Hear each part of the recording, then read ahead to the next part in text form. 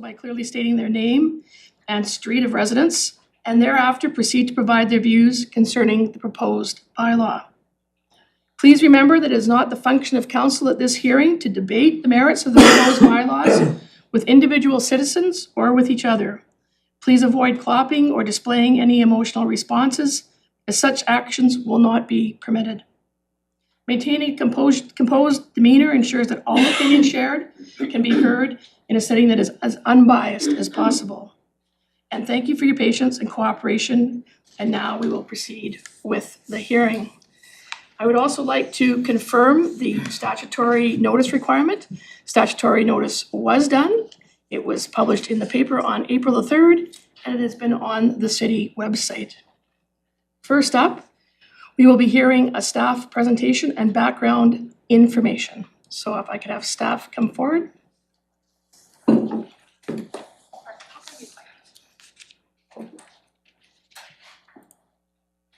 If you just wouldn't mind introducing yourselves when you start.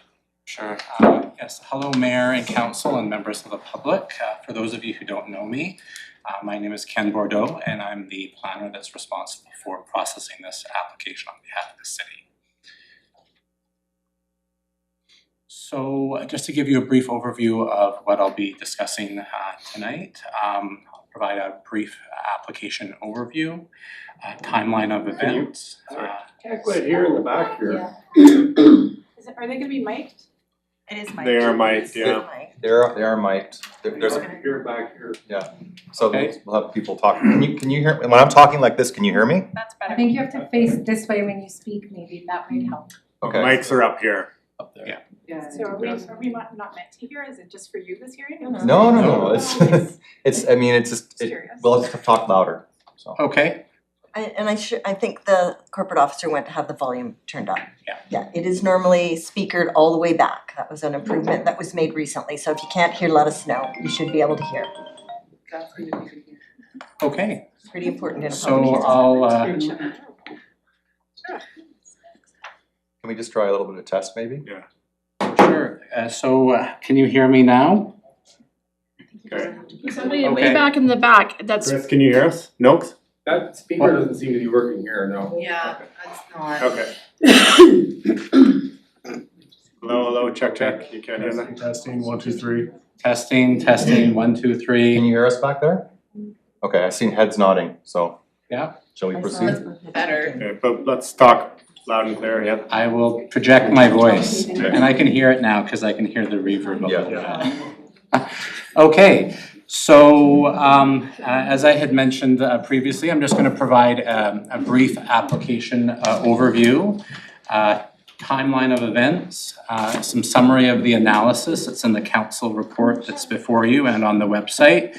And then I'll provide an overview of the recommendations that will be presented to council at the special meeting that will follow the public hearing. So as the mayor had mentioned, the purpose of this application is to facilitate the construction of a 48-unit multi-unit residential building at 1306 and 1308 Fell Street.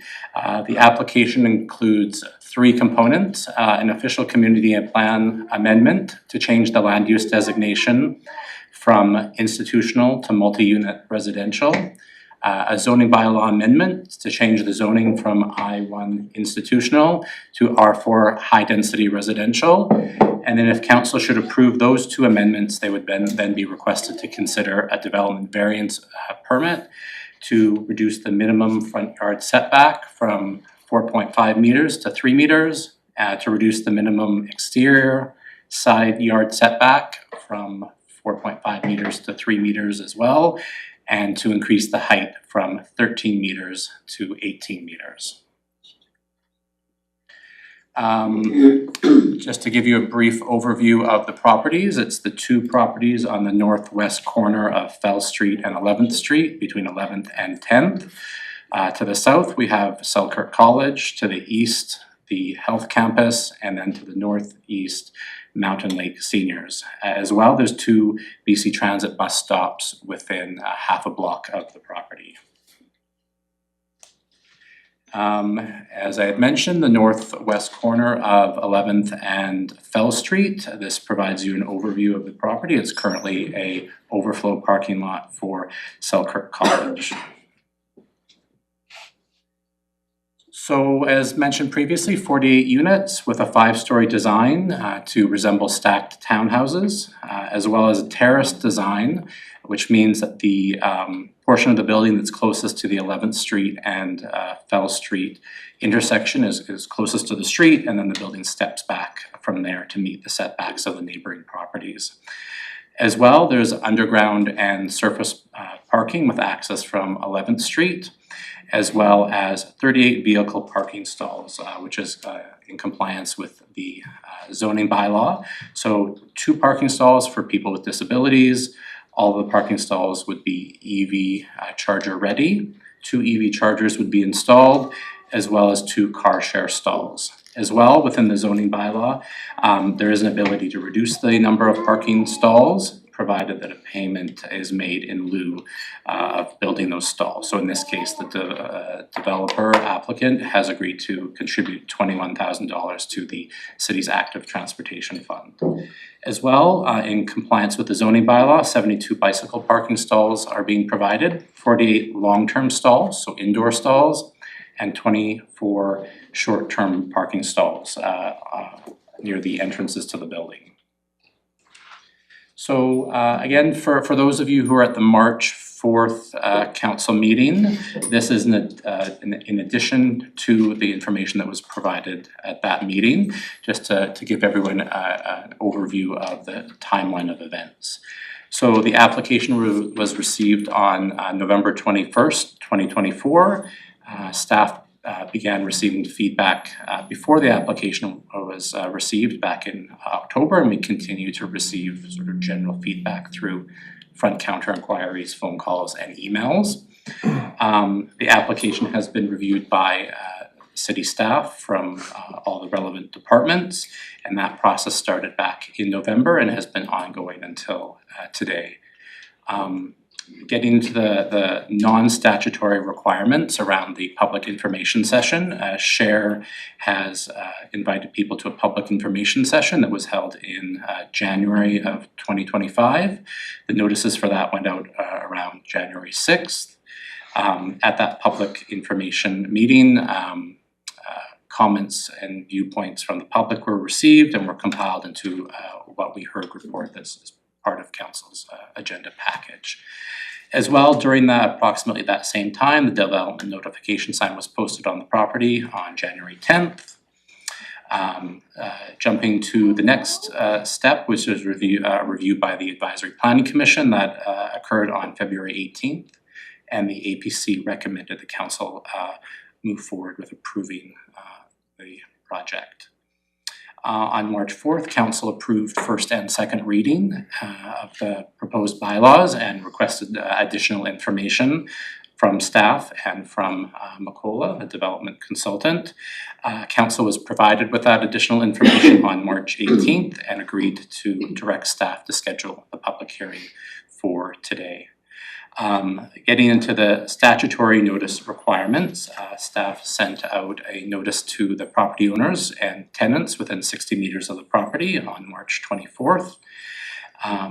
We also advertised in the Nelson Star on April 3rd, and we've been receiving comments since then. And from my understanding, there's an item later in the agenda where we discuss that, the comments received, so I'll reserve my comments until then on that point. Just a reminder to keep your voice louder. Okay, I will. If you can hear whispering behind you, it's because they can't hear you. If staff is presenting, maybe staff could sit.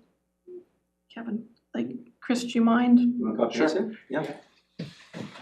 I mean, the public won't have to come here because the public's addressing council, but when we have the proponent and then, Oh, sure.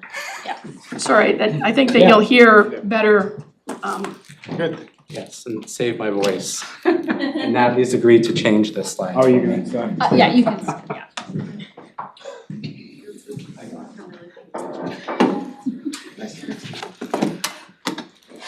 And I'm a okay, so how about now?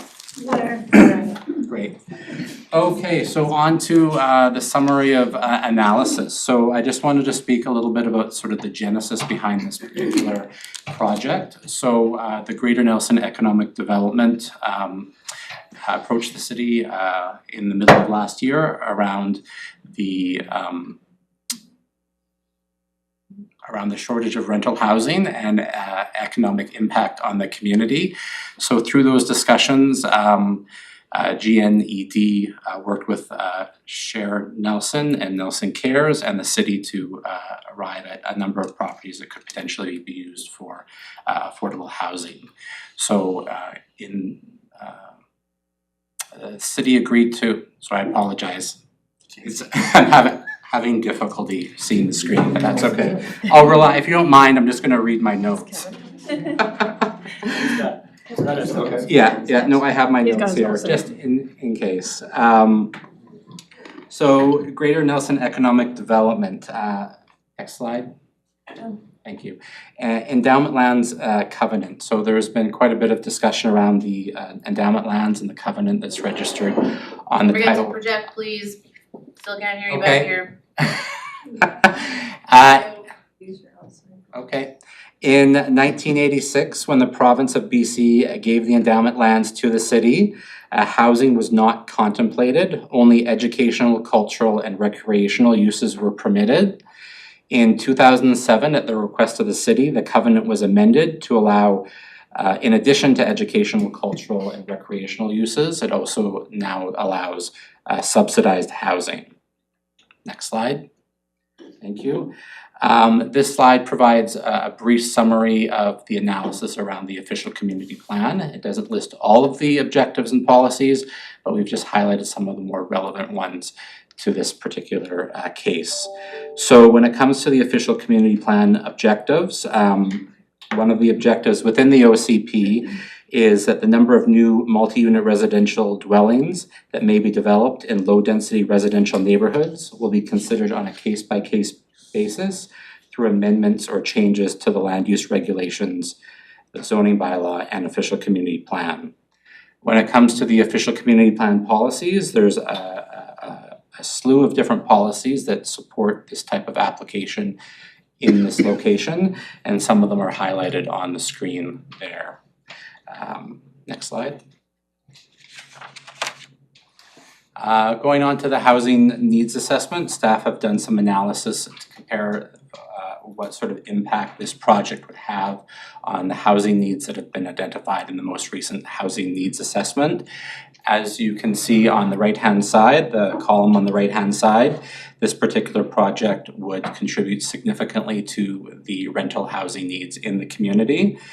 There's three categories there: market rental units, deeply affordable below market units, and deeply affordable units.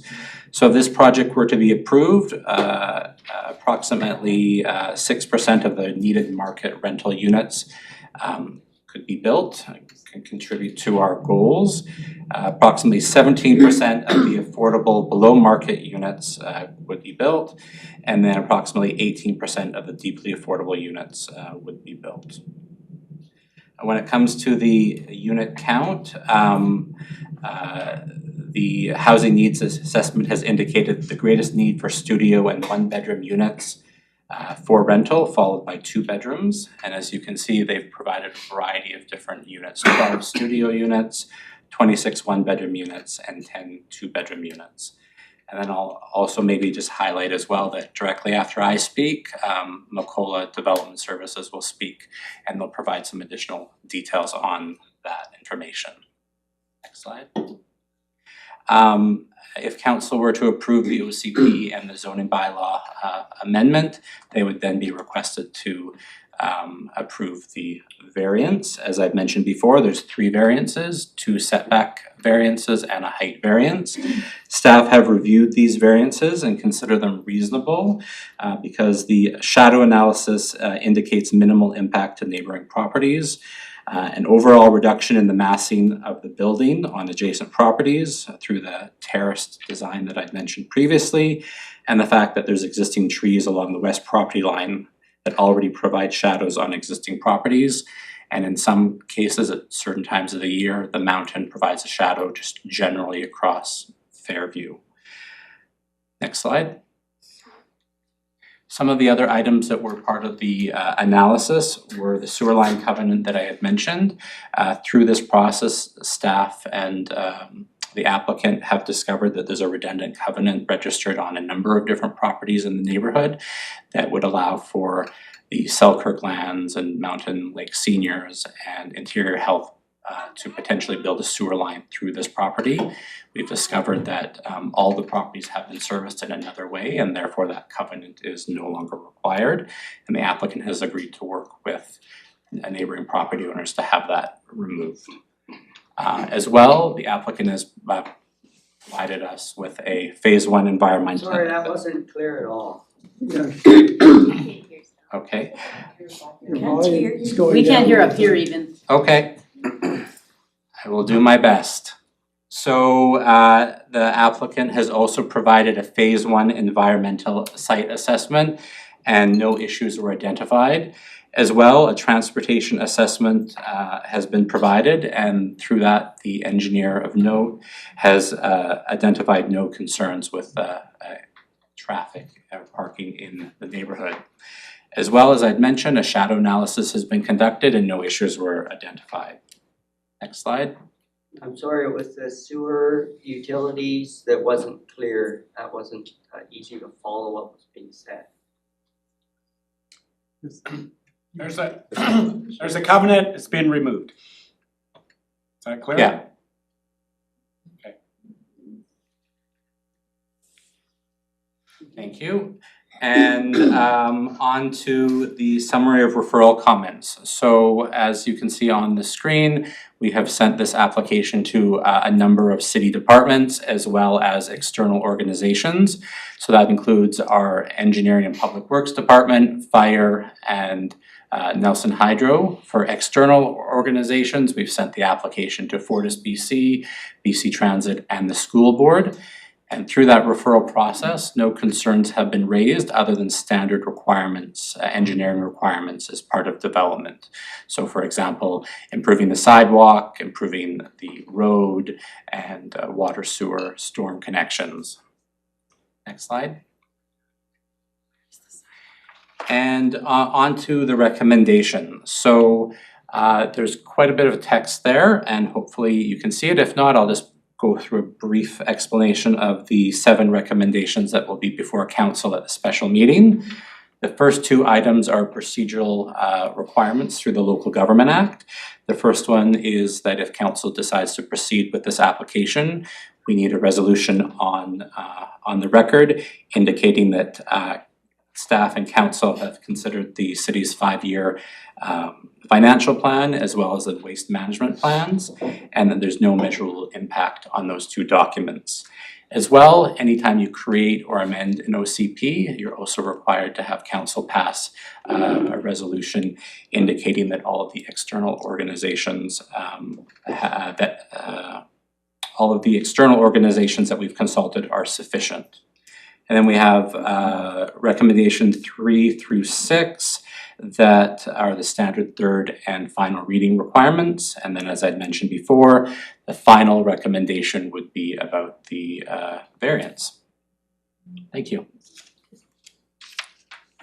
So I'm wondering, could you tell us whether or not there was any further correspondence that was received after the deadline? Thank you. Yes, so as part of your agenda package, in total, we've received 44 letters or emails. 31 were in support of the application, 9 were not in support, and then 4 emails were inconclusive, so they didn't specifically state whether or not they were support or not support. As well, I'll also note that the deadline for receiving correspondence was yesterday at 4:30. I just had a brief look at my email in the last couple of hours, and we did receive an additional 4 emails that were not included because they were past the deadline.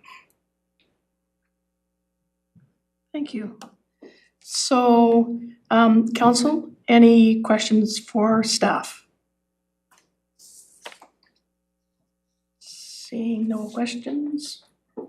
Mayor, just because the issue around the covenant on sewer, can you just repeat that? 'Cause For sure. So when we'll call the endowment lands were still in the ownership of the province, they had registered a covenant on the title of many properties in the north, or I guess we'll call it East Fairview area, because they didn't know exactly at that point where a potential sewer line could go. So there's these properties as well as a number of properties on 10th Street, I believe it is, that have a covenant registered saying that whoever owns the endowment lands has the right to put a sewer line through those properties, including the two properties that we're talking about tonight. Staff have consulted with our engineering and public works department and have determined that all the properties have been serviced in another way without going through those properties. Therefore, the covenant is now redundant. So it's just a legal matter with the lawyers to have that removed, since there's no longer a need to put a sewer line through these properties or through any of the neighboring properties.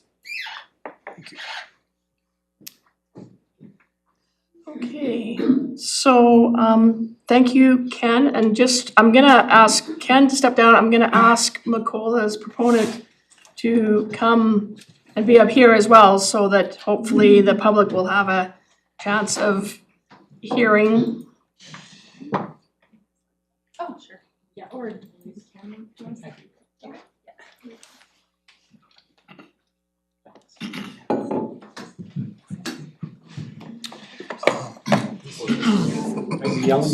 Yeah.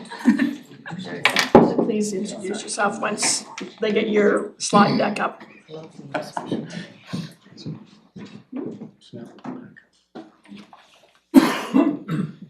All right, testing, can everybody hear? Can everybody hear in the back? Somebody in the back, I've got a couple thumbs up in the back, so I'm gonna, but speak up. I don't think anybody has a problem hearing me, but I've been like this for forever, so. Okay. Projection thing, you gotta project into the microphone. If you don't project, we can't hear you. Yeah, so don't speak into the paper, cause the microphones are in the ceiling. All right. Thank you, Mayor and Council, for having me tonight. My name is Hillary Morgan. I'm a registered professional planner and the manager for the Interior Region with Makola Development Services. Next slide, please.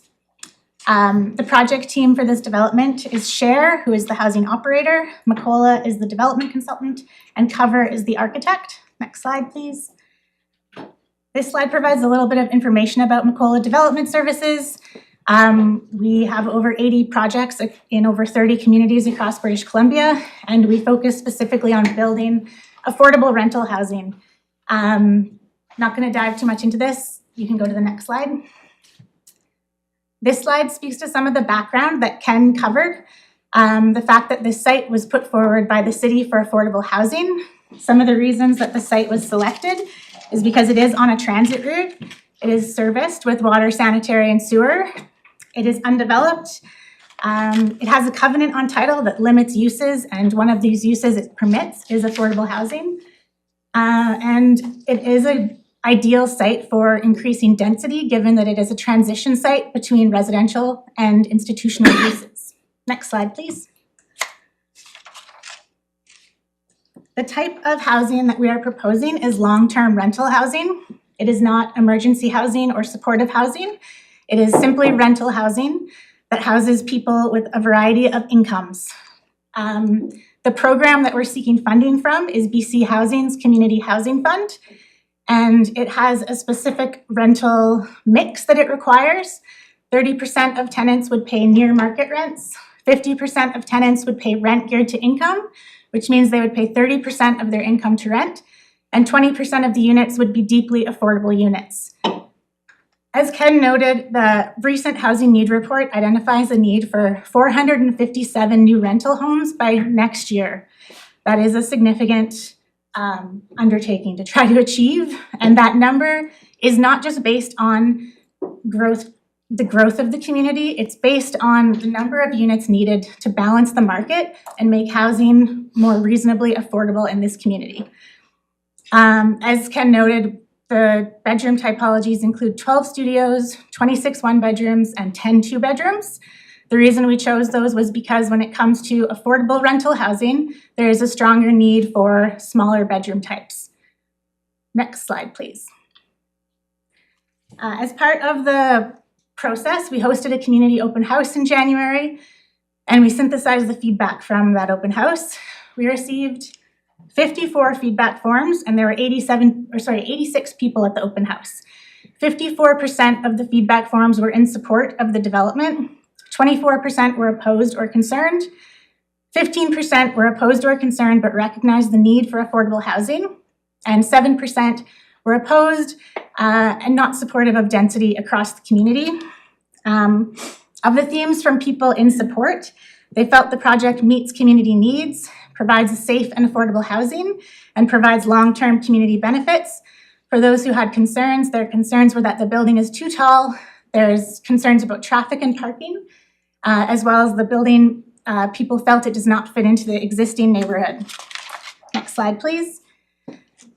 There's also a petition opposing this development. I do want to flag that the petition includes a very outdated massing image that does not reflect the project design. In going through the petition webpage, I eventually did find links to SHARE's website that has all of the accurate information about the development, but it did take me some time to find that. The rest of my presentation is going to focus on responding to some of the concerns that we've heard and that have been raised through the petition. So next slide, please. One of the criticisms is that this project did not follow due process. And I just want to reinforce that we did follow all of the City Nelson requirements for a rezoning and OCP amendment. And we did make a very strong effort to make sure that information was available and accessible to people in a way that was easy to understand and easy to access. Some of the things we did to achieve that was, in addition to delivering notifications to neighbors within 60 meters, SHARE identified 8 additional neighbors that were close by that they provided those notifications to. All of the notifications included a QR code where people could go to the SHARE website and find more information about the development, and that website has been updated throughout the process. We put an ad in the newspaper that also included the QR code to promote the open house. We sent many emails to both people in support and opposition of the development, letting them know about the open house. And yeah, generally just using that website as a place to update information. Next slide, please. There's concerns about the traffic impacts of the proposed development. We hired Bunt and Associates, which is a reputable professional engineering firm, to complete a traffic assessment and management study. The traffic study looks at both traffic, potential congestion, and parking. Won't go into the details of methodology, but if people have questions, I did meet with the transportation engineer ahead of this meeting so that I could be prepared as best as possible to answer those questions. But ultimately, the study found, I'll just say the study looked at the worst case scenario of AM and PM peak hours. And it looked at a scenario where this building is built and it's 2038, and there's also new development around the area growing at a 1% growth rate. And with those assumptions, the study found that this intersection could easily accommodate the development, and they did not recommend any improvements to the surrounding road network. They found that the building is likely to generate 18 vehicles during the AM peak hours and 18 vehicles during the PM peak hours. And they don't expect any additional queuing at stop signs. They saw one scenario where there would be a 5-meter queue, which is a 1-car queue. So they didn't have any major traffic concerns. They did provide recommendations for reducing personal vehicle reliance for tenants, and SHARE has been open to some of those ideas. One of them, as Ken mentioned, is the car share, which will be available to tenants as well as anyone in the neighborhood that is a car share member. Next slide, please. The traffic study also speaks to parking. A variance for parking is not required as all bylaw requirements are met. There are 38 parking spaces provided. And I will acknowledge that the site is currently being used as overflow parking for Selkirk College as well as trades workers for the Interior Health Campus. We did reach out to Selkirk College and confirmed that they have ample parking and they do not charge for parking, so the loss of this parking will not be a significant impact. It's more of an inconvenience for people who are wanting to have their car closer to specific buildings on campus. Next slide, please. We completed a shadow analysis to assess how the proposed building would impact neighboring properties in terms of shadows cast by the building. This study was completed by Cover using software that includes real topography and modeled buildings to represent shadows at key dates in the year. From the spring to fall, the impacts on neighbors are minimal, with only one neighbor to the northwest being impacted by morning shadows in the spring, and one neighbor to the west being impacted in summer months. Next slide, please. In the winter, it's a bit more complicated because the mountain actually shadows properties before the building would. So in the winter, there's really no impacts of shadows from this building because the mountain would shadow before the building would. Next slide, please. There's also been feedback received about privacy and light pollution. I do want to reinforce that a lot of effort went into designing this building in a way that fits into the neighborhood and doesn't impact the privacy, minimizes impact on privacy of neighbors. So what people are generally concerned about is people on taller floors being able to look into their properties. So the original design that was looked at for this site was an L-shaped design that had a western wing, so had a lot more units facing the western properties. And we shifted to this design, and as you can see, there's only 2 units actually facing to the west, whereas to the east, there's 3 units. And that's an intentional effort to reduce impacts on neighbors. There are also no balconies in this building, so people won't have outdoor space where they are looking over the neighboring properties. There's also a 6-meter or 20-foot buffer between the building and the neighboring properties to the west. That's currently treed, and we will strive to retain the trees. However, if they need to be removed during the site excavation, we will replant with as mature of trees as possible to, make sure that the neighbors have an adequate buffer from the building. In terms of lighting, we have not come up with a detailed lighting plan yet. I don't anticipate any significant parking lot lighting, as it's not a very big parking area. And we'll keep that in mind and try to make sure that the lighting doesn't create a nuisance for neighbors. Next slide, please. There's also concerns about decline in property values. This is a study that BC Housing commissioned a few years ago to look at how non-market or affordable housing affects surrounding property values. It is one of the few studies out there, so it looks at 13 properties across British Columbia and finds that 11 of 13 sites saw increases in assessed value in the immediate area, while 2 sites saw decreases. Generally, the study found that trends for properties around affordable housing developments were similar to trends across the municipality and neighborhood. Next slide, please. Also, just good to reinforce that the type of housing this is, it is not supportive housing, it is not emergency shelter housing, this is long-term rental housing. So people who are working and living in Nelson will have a place to live if they cannot afford to purchase a home. Another piece of feedback that we've received is that this project does not align with the official community plan and that no official community plan analysis was done. The official community plan is a document that needs to be interpreted from the beginning to the end, and it has a lot of policy support for this development, a lot of policy support for affordable housing. It supports using city land to support affordable housing. It supports densification in this neighborhood.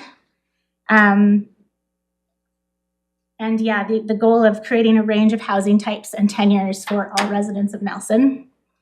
I think it's also important to flag that the province is now requiring municipalities to update OCPs and zoning to accommodate the 5 and 20-year housing need identified in housing needs reports.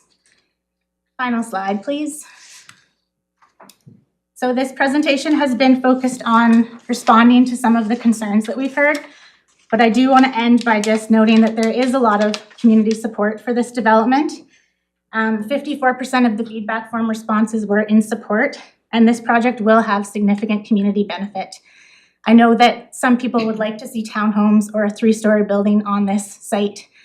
Unfortunately, the financial feasibility of that is simply not there for an affordable housing project, and it is significantly bigger impact to create 48 new units for 48 individuals or families who need access to affordable housing.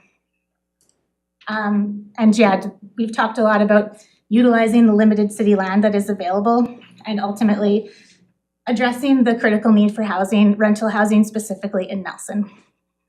And next slide, that's the end of the presentation. And I'll be available to answer any questions. Did you want me to stay here for now or? I'm just gonna ask council if they have any questions for you, and then we'll be going into public time, so then I'll just ask you to have a seat back. But council, any questions for the proponent? Councillor Lochinver. Just one question, anticipating what we're gonna hear potentially from the public, so we might wanna speak to it up front. Is the other concern that was raised was a question related to other properties. And why did we choose this one when other properties appeared to be available? I think that's probably a question for Kevin. Sure.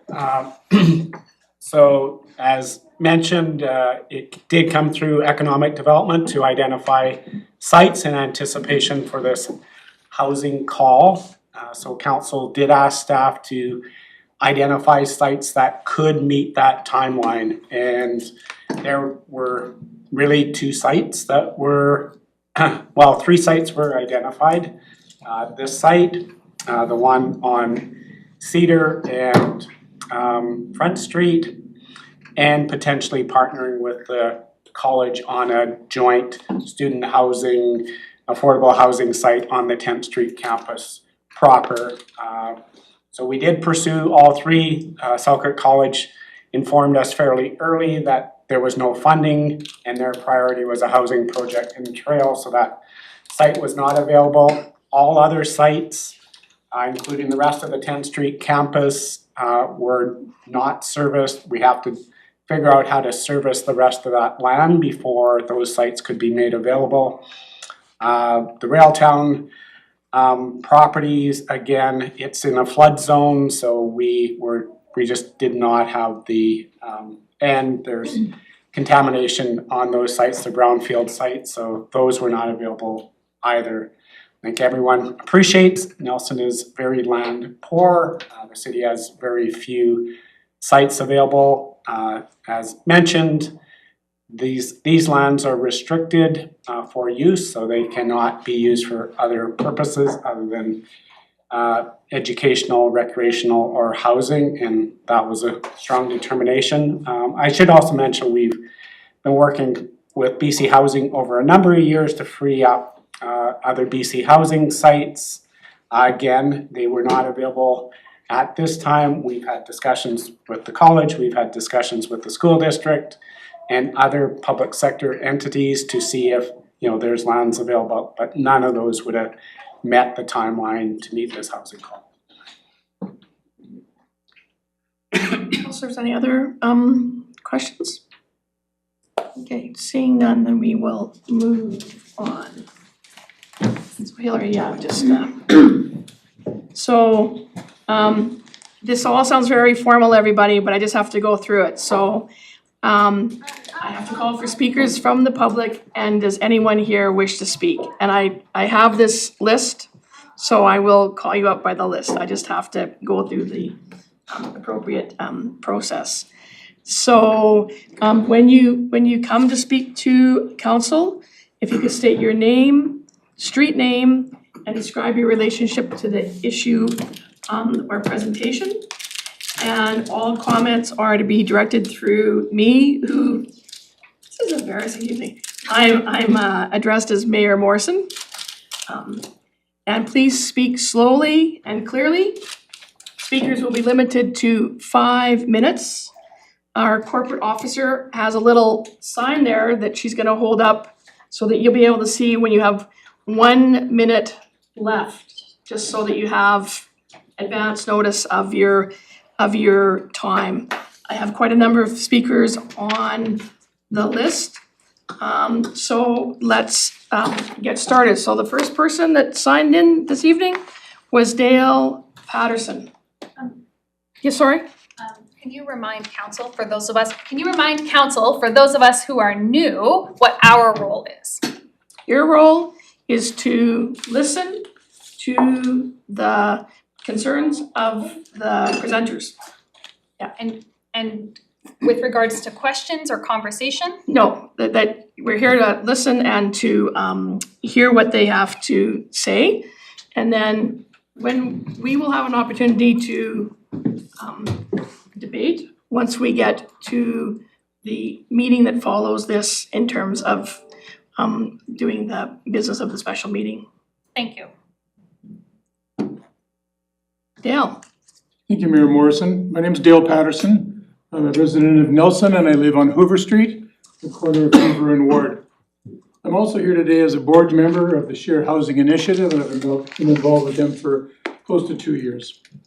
My whole life and career has been focused on advocating for working people and those less fortunate in our communities all across this great country.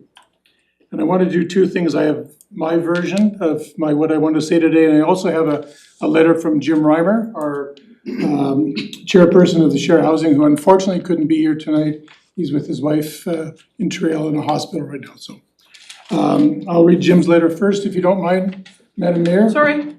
If this person's not here, why does he get to read a letter? He's not on the list. That's part of his 5 minutes? 5 minutes. He doesn't get 10 because he's reading somebody's letter, so, Okay, yeah. making sure. Sorry, so. Hopefully I'll have that 15 seconds added to my time. No, good question. That's what we're here for. We want to make sure that it's fair and equitable, so. Thank you. Dear City of Nelson, and this is from Jim, I'm writing to express my strong support for the proposed affordable housing project on Fairview on Fell Street. As a longtime resident of Nelson, I've dedicated much of my life to initiatives that support our community's most vulnerable. In 2002, I launched Our Daily Bread, a hot lunch program providing nutritious meals 5 days a week to those in need. Then I established Share Nelson, offering affordable clothing and housing goods, household goods, while also supporting the work of Our Daily Bread. These efforts have helped many who regularly face the difficult choice between paying rent and meeting other basic needs. However, over the years, it's become increasingly clear that one of the most pressing challenges our community faces is the lack of affordable housing. Working people, need a place to live that doesn't consume more than half their income. That's why I provided leadership for our church, the Kootenai Christian Fellowship, to subdivide the property at 520 Fall Street and partnered with BC Housing to establish Heritage Place, affordable housing designed for our local workforce. Still, the need is enormous. The proposed Fell Street project is a critical next step toward meeting that need. With the current shortfall of approximately 500 affordable units in Nelson, this project would provide much-needed rental options for workers in key sectors such as hospitality, retail, and healthcare, many of whom are currently priced out of the local market. Some have expressed concerns about the building's height. As someone who has lived in Nelson for over 30 years, I support building up rather than out, utilizing vertical space for a more environmentally responsible alternative to encroaching on forested or mountainside areas, and higher density housing is often more cost effective to build and maintain. This project is the right fit for the neighborhood. It will complement existing amenities in Fairview, including Selkirk College, the health campus, and senior living facilities. It will help foster a vibrant, diverse, and economically resilient community where people who work in Nelson can also afford to live in Nelson. I respectfully urge City Council to approve this important project. It is a tangible step towards addressing our housing crisis, supporting our workforce, and building a more inclusive, livable Nelson, one that reflects the values and goals set out in our community plan. Thank you for your time and consideration. Sincerely, Jim Reimer. So thank you again, Mayor Morrison and Council, for allowing me to attend today.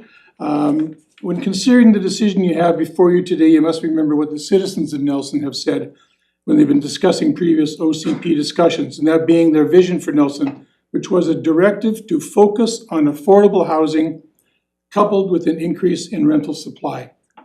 Our proposed project on Fell Street accomplishes both of these priorities. The need is real and was confirmed in the McCullough report to the city, which you've all read previously in the last year or so, and it's made lots of headlines in the newspaper and discussions in the community. We are now at the crossroads where the rubber truly meets the road. Sharon has been working with affordable housing consultants and BC Housing to propel this project into reality. But we are extremely concerned about the future of government affordable housing support in light of today's political environment that we are facing. We are at a critical stage where a no vote will, in my opinion, kill this project, a project that the citizens and business community support. Therefore, we look forward to your support in order to assist Nelson in increasing the availability and capacity for the working people of Nelson in their housing opportunities in order to carry it forward to the next phase. And I thank you very much for your time. Thank you. Thank you, Dale. Next up on my list, I have Allison Roy.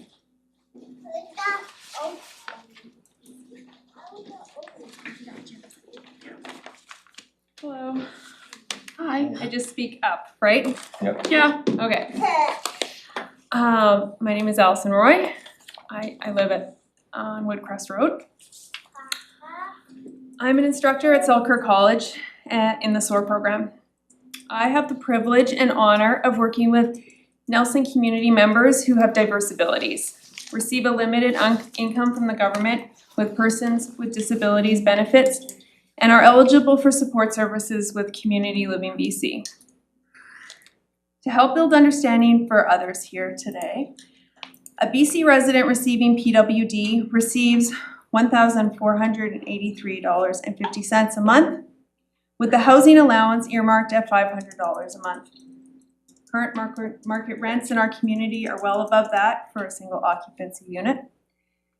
Individuals who are supported by CLBC do not have housing created for them by CLBC. Any housing developed with them in mind generally requires the involvement of BC Housing or a private builder or developer earmarking affordability for them, which is not always feasible in our current economic climate as costs for building are very high. Not all individuals eligible for CLBC supports require staffed living homes. Many individuals can and want to live independently, and CLBC provides the supports for success in helping those individuals reach their goals. Currently, numbers from CLBC indicate that approximately 36% of individuals who are living at home with families but wish to move out and live independently are not currently able to do so because of the lack of affordable housing options. I am here today to represent the individuals in our community who are in need of affordable housing, particularly housing that receives deeply affordable subsidies like we see in the proposed Fell Street development. Currently, I have 18 students in my program, and like many of us did in our early adult years, they have dreams of moving out of their parents' homes and living independently. Almost all my students work in some way in our community.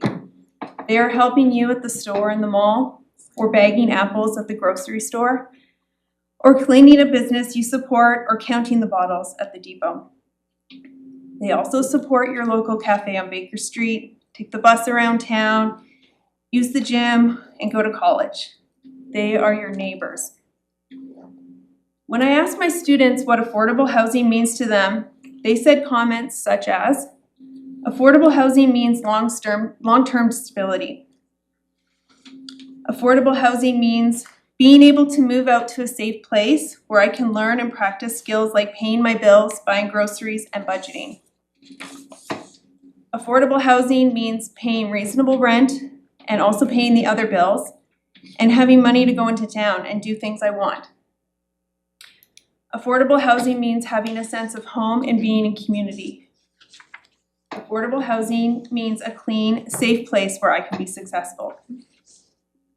Share Housing has been incredibly open and receptive to building an inclusive housing community at the Fell Street location.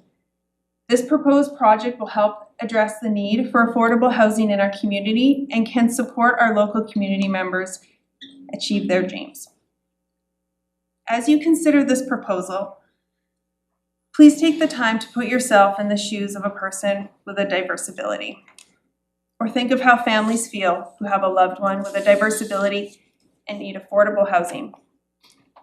Consider what this development would mean to them and what opportunities it will offer. Thank you, Allison. Up next on my list, I have Alan With.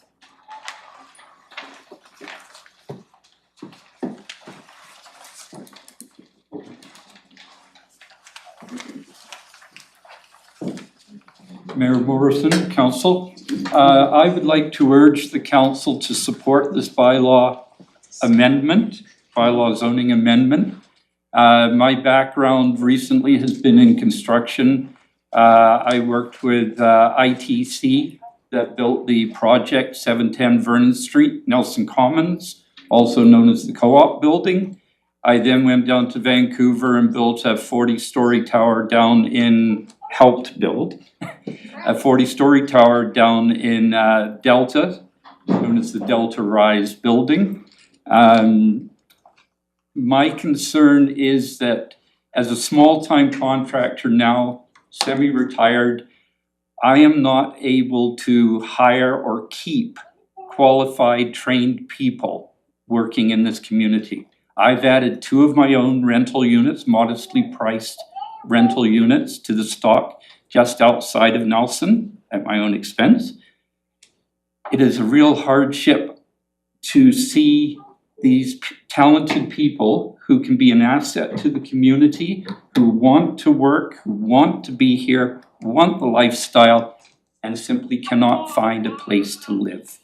I believe that this project appears to be well thought out. I went and looked at the property before the open house down at the Prestige. After the open house and hearing some of the feedback, I went and reviewed the property again with my particular construction lens and feel that in almost every respect, it is a good choice and a good utilization of the land. So that's my submission to you. Thank you very much. Thank you. Thank you, Alan. And next up, we have Stephen. Where this gentleman lives, you didn't give his name. Oh, my apologies. I live 610 Parkview Road, Nelson. Thank you, Alan.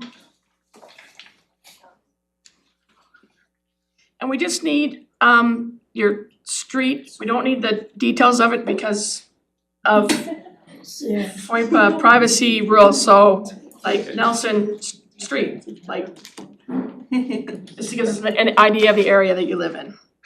So Stephen, Yes. you're up. Okay, my name is Stephen Boyce. I live at Heritage Lane. I moved out from Ontario to British Columbia in 2020 in the summer, finding employment in the cusp. And I was working 1 day a week at Save On in the cusp, living off of my savings and 1 day a week pay. In early 2021, I started applying for employment everywhere from Abbotsford to Prince George, everywhere in between. I was blessed enough to get a call from TELUS offering me employment in Nelson, and I moved out here and took the job. Taking the job, trying to find housing was very difficult. I lived out of my truck for 2 months, sleeping in random places around the area, and also having the option to drive back to the cusp every day and then drive to Nelson for work. I'm not gonna do that. So looking for housing was very difficult. The pricing was very difficult. And one day my manager at TELUS showed me the Share Housing Initiative. I applied. And that being said, the housing that was being offered to me when I was looking around would be half of my income. Thankfully, I was granted a spot in the Share Housing Initiative building on Heritage Lane. It is a fraction of my income. And I don't know where I would be or where I would have ended up or if I'd still even be in Nelson if I never found this place. I've been there for 3 years. I've made many solid relationships in the building. I have friends out here now that I didn't have before.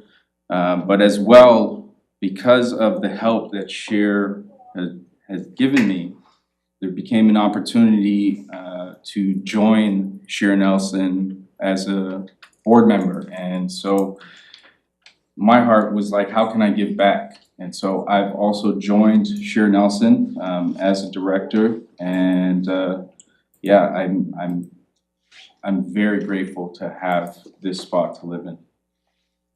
That's what I have to say. Thank you, Stephen.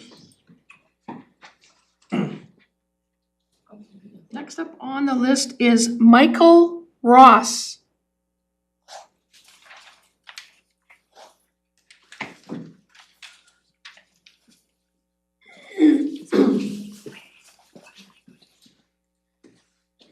Hello everyone, my name is Michael Ross. I'm a proud resident of Heritage Place, which is the building at the Share building. So I'm gonna keep this brief, but I do live in the current Share building and I just want to speak on behalf of some of the residents and give you a window into our world. I would like to say that I really come to you as a saved man, mostly just in, I was never unhoused, but I've certainly been the victim of many renovictions and many ceaseless sublets and short-term rentals, and there have been many times in my life when returning to tree planting or returning to a tent was a significantly more stable option than joining the Nelson renters market. So I'd just like to talk a little bit what long-term rental has brought into my life. There are so many people that want to stay in Nelson, but it's become increasingly difficult for us to find a way to make that happen, to see a slight projection of the timeline in front of us and be able to make plans and work with that. I can see the changes in the mirrors. In my apartment, when I look in the mirror, I see not only who I hoped I could have become, but someone who I actually don't recognize because I didn't realize the detrimental effect that unstable housing had on my life and how I couldn't find it anywhere. I moved those mirrors from short-term tenancy and never got to see what I could become in a long-term picture because of all these renovictions or price increases or fluctuations or family members moving in or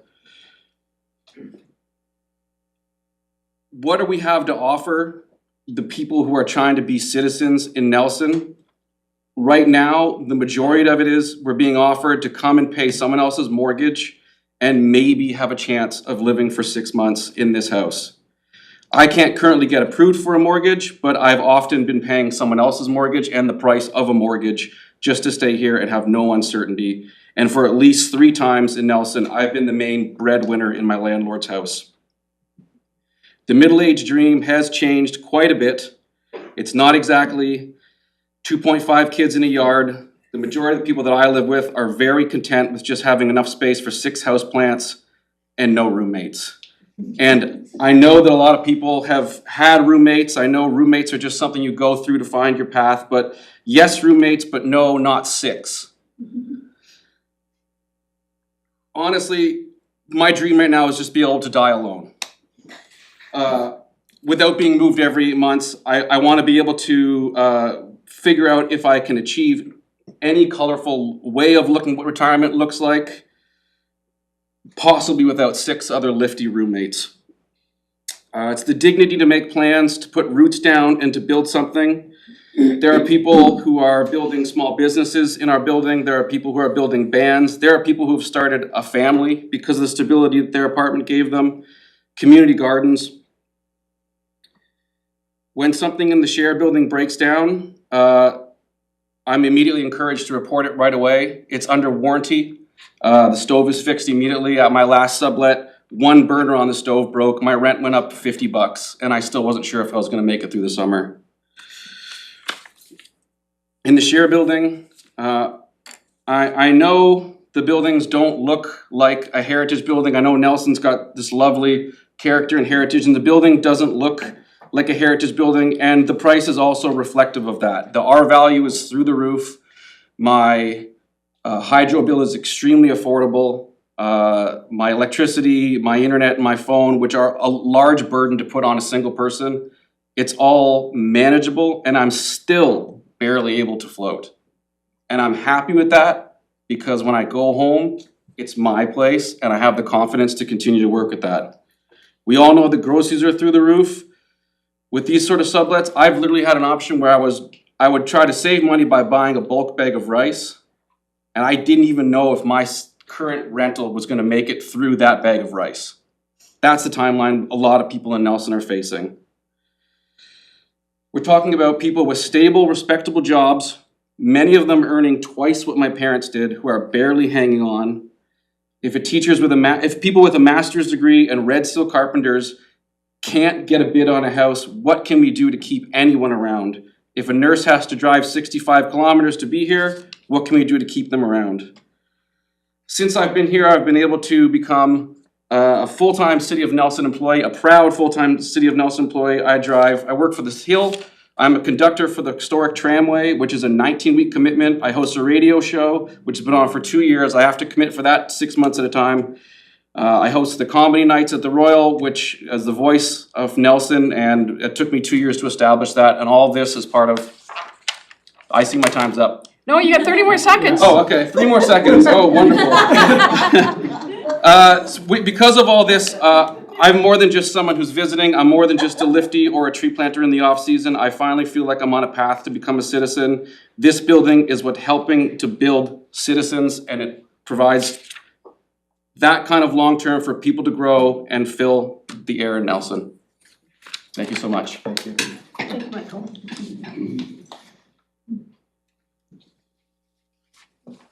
Okay, next on my list, I have Linda Fox.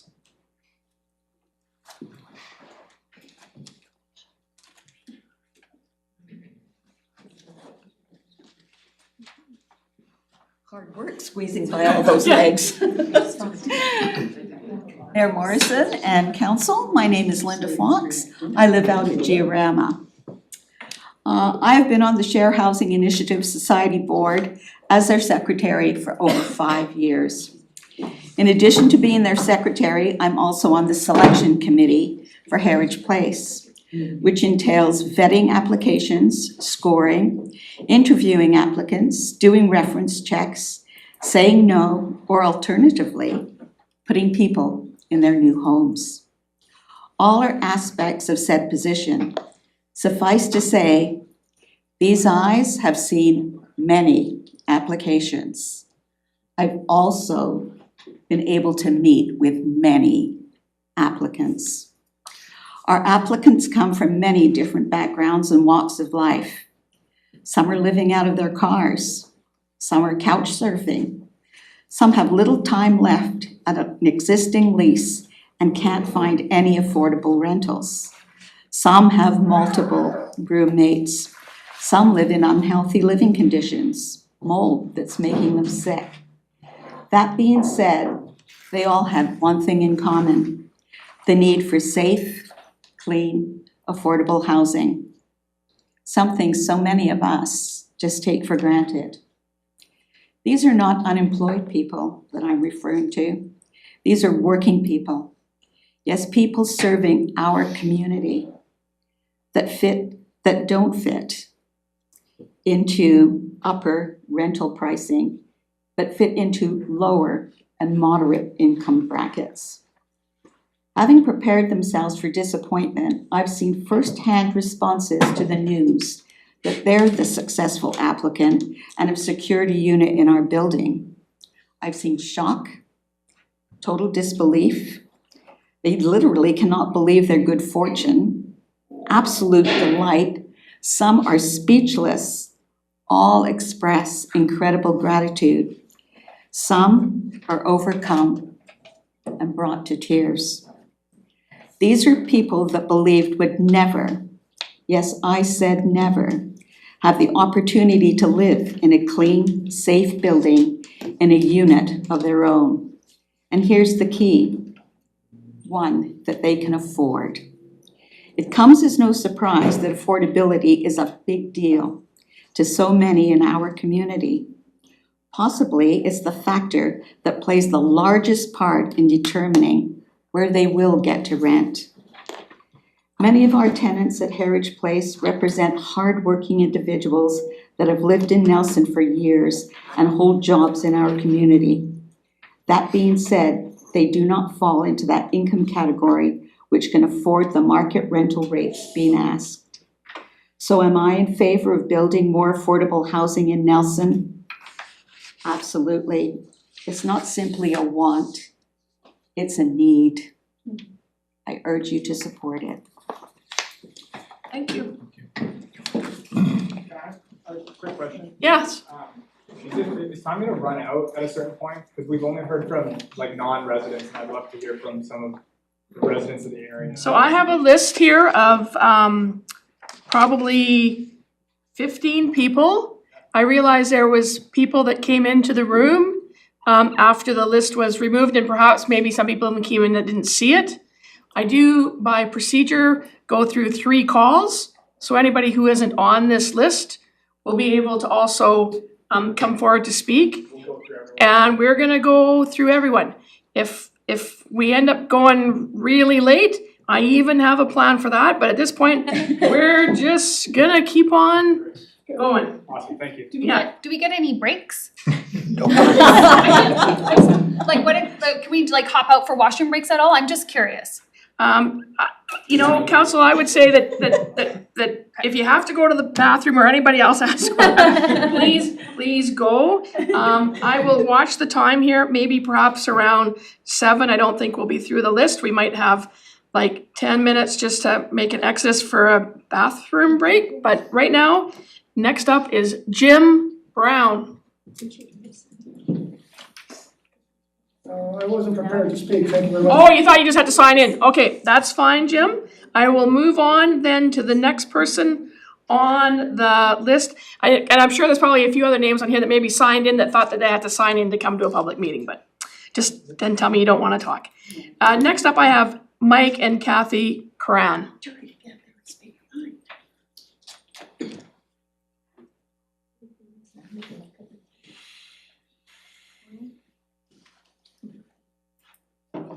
Hi, I'm Mike Kern. I live on 6th Street. Been a resident of Nelson for 36 plus years. We recognize also my relationship to this property is my son with his young family owns 916 10th Street, which is directly behind the property. And we recognize the need for affordable housing. But we're very concerned about building apartment buildings right beside low density housing, right out the back door literally of people's houses. I was quite encouraged to hear the developer saying that it would be a 20-meter distance between the houses and the building, but I believe she meant 20 feet. If it's 20 meters, that's great. And whatever can be done to make the building as far away from houses as possible, I think is important. I'm also quite concerned about building up a bunch of high-density housing up near the forest, where it's more at risk during wildfire events. And fires can come through areas like a blowtorch. And so the more built up it is near the forest, the higher risk of just taking everything out and then creating a lot more embers to take out more houses down below, keep that fire going through the town. And so that's a concern as well. Thank you very much. Thanks, Mike. Next up, I have Maurice Pauley. Maurice Pauley, Yep.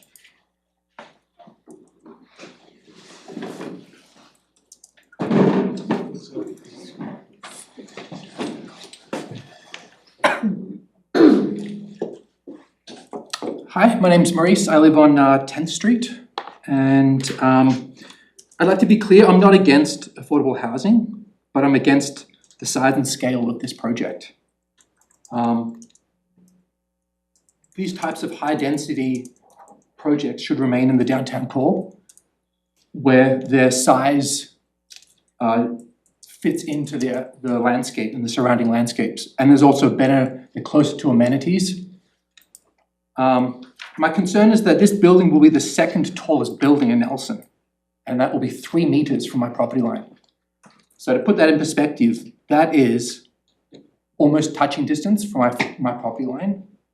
And to put that into further perspective, that's from the rubbish bin at the front to the glass doors, the entrance to City Hall.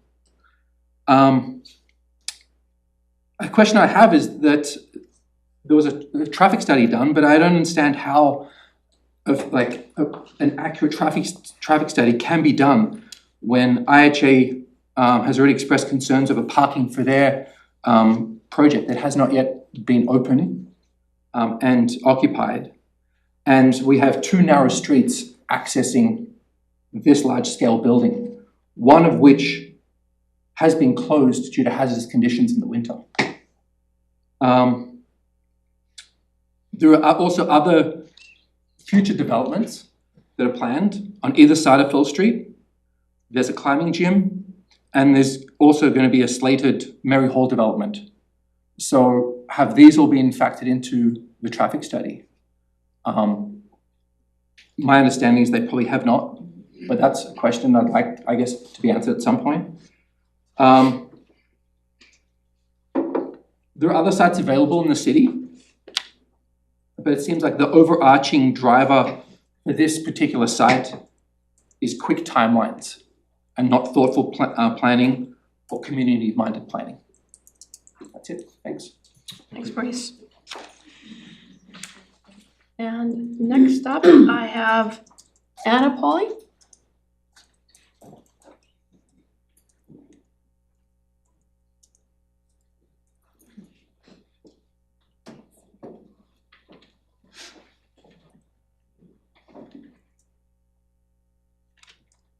Hi. My name is Anna Pauley. I live on 10th Street. I want to speak to some of the things, I guess, that were brought up in the presentation. I'm concerned about the scale and density of the project in relation to the residential neighborhood. I feel very strongly that it is going to completely alter and change the character and the integrity of this neighborhood.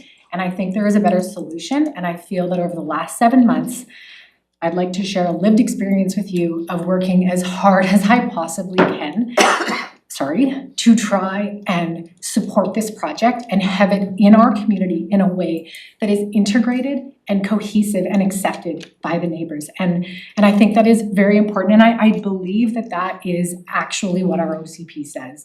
And it's frustrating for me to sit here and watch a presentation where it says that this project is in alignment with the OCP and it has directives that have been taken, but it's been selective. And I've sent you this and I don't know if you have it. But 9 directives were taken in that presentation, and they are very vague, and they are about housing goals. And I think that anybody you talk to in this town knows that we need housing. But our OCP talks about compatibility with neighbors, compatibility in scale and density, and it repeats it over and over. The woman from Macola said that when you look at an OCP, you look at it from the beginning to the end. I have looked at it from the beginning to the end. And there are over 15 directives that talk about scale and density compatibility. When new developments, multi-unit developments come into residential neighborhoods, they need to be compatible in scale and density. It talks about residents in Nelson being very cautious about any high density in any residential neighborhood unless it is in scale and compatibility with these surrounding structures. And it goes on and on for the OCP. So I hope you can look at that. I have it here. It also talks about collaborative neighborhood level planning. And that's another really frustrating point for me because I feel had anybody in this planning process listened to us, whether it was back in October or even before this project started, this piece of property, it would have been recognized that the scale and density of this particular project on this site is not compatible. It is not what the OCP says it should be. The OCP talks about in areas that are at risk of overdevelopment, like in Uphill and Granite Point, that development over 3 stories is not compatible with low-rise homes, and it talks about going against that because of neighborhood character and integrity. And so, you know, as a community, we've asked for it to be moved across the street. We're not against affordable housing, and we're not against we want to support workforce housing, and we're fine to support it in our community. We have simply asked for it to be moved across the street to the land with fill in it, or behind the college. And what I'm confused about is when we talk about this selection, this allocation of land. It's frustrating because in my process of this lived experience is it took from October to March for it to be even recognized that the site was potentially viable. You know, we were told tonight that the lot behind Mary Hall was considered as an option. And I don't understand how that lot can be considered as an option, but not the one with fill on it. I was sent an email by Kevin who told me that the lot with fill on it at some point actually was provided to McColl as an option, who denied it because they were concerned about making grant funding deadlines. I mean, there's so much that I want to tell you about what I've sort of found, like in talking to people over the last 7 months, that has been so frustrating about this, because it is the best place for this scale of building. I understand that there's infrastructure costs for that lot. So then why can't we increase the height of the building? Put another floor on it. We need some families, maybe throw in some family units on the bottom level that are walkout and put all the singles up top. And that extra income would help absorb that $700,000 into the mortgage of that building and allow it to be built on that lot. And once again, have more housing in this city. And I just wish that would be really looked at. I just want to talk about too, there was emails that were mentioned. This is just about process that I'm frustrated at. There's emails that are mentioned that said that 31 came through as in support and only 9 in opposition. I mean, can I show of hands from our community who sent emails? Like, I mean, there's about 10 people here who haven't. But how are only 9 emails showing opposition? I don't even understand, because I know that over 30 people from our community have sent emails. So I look at that and I'm like, what is happening? Like, how is this not getting communicated properly to you? We talked about privacy in that thing. She talks about how only 2 units will be facing and affecting privacy. 2 units per floor, probably. Like, I don't think it's just 2 units. I mean, there's floors on that building. Everything seems to be skewed. My time's up. I did the best I could. I hope you got the message.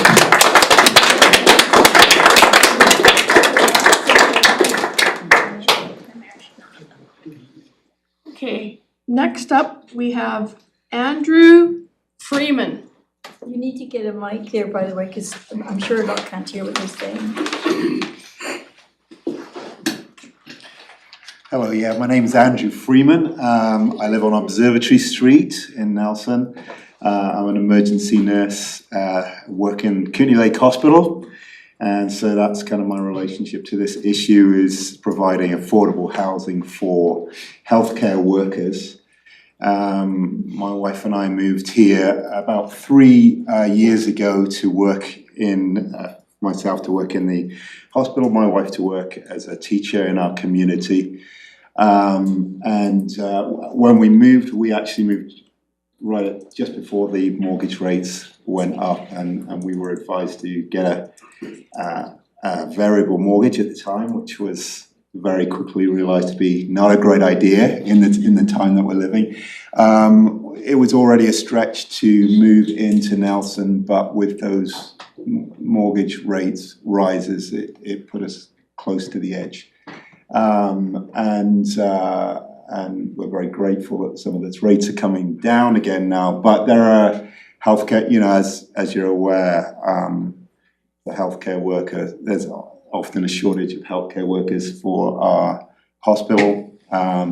It's becoming harder for people to afford to live in Nelson. People are having to move further out to commute and to work or to look for other places to find more affordable living in other towns and areas.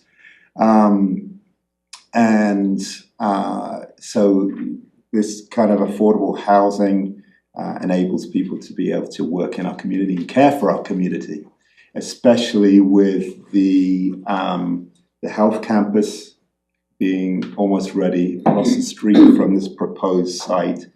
We're going to need healthcare workers that can care for our community and the residents of our community as they age, and that's going to mean a need for affordable housing. And so that's why I support this project, because ultimately I think it's going to care for our community in a greater way by providing affordable housing for our workers.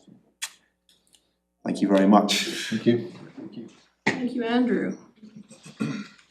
Next up on the list is Tamara Ritchie. Mayor Morrison and council, thank you for allowing me time to speak. I'm on Gore Street in Rosemont.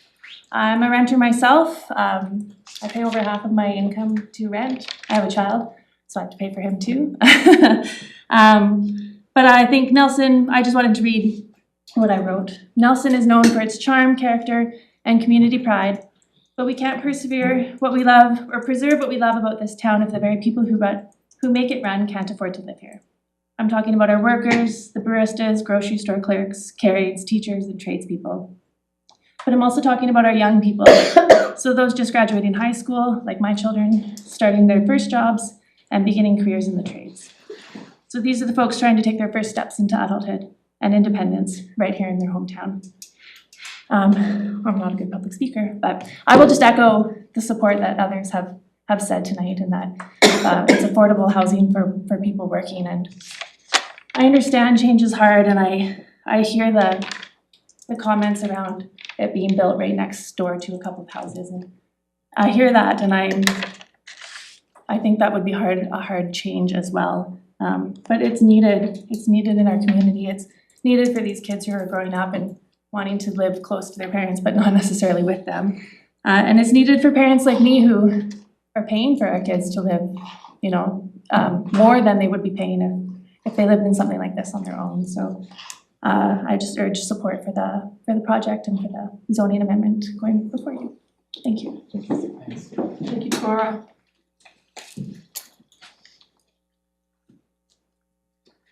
Next on the list is Cindy Fillion. I hate public speaking. You'll be fine. I love speaking. You'll be fine. It's a weird combination, I know. I'm Cindy Fillion. I live on 10th Street. I'm going to start by saying I just got back from Victoria, where I moved my lovely daughter Jamelia, who some of you know, into a BC housing building. It is also 6 stories high. It is a monolith in the community. You could see it from 6 blocks away. And it also did not fit into its neighborhood. And it really, I just really noticed it. We were 6 blocks away and I was like, oh, there's your apartment building towering over all the other houses. When she moved in, I was visiting her and they gave me a parking pass. They had the allotted number of, the number of parking spots they were allowed for that spot. There was too many cars. The cars spilled over on the nearby residential streets. I had parking my car in the residential streets. I had residents yelling at me. Like the impact of the move-in on the neighborhood was noticeable. There was tenants just not abiding by the rules of the building when they first moved in and throwing their furniture they didn't want all over the neighborhood.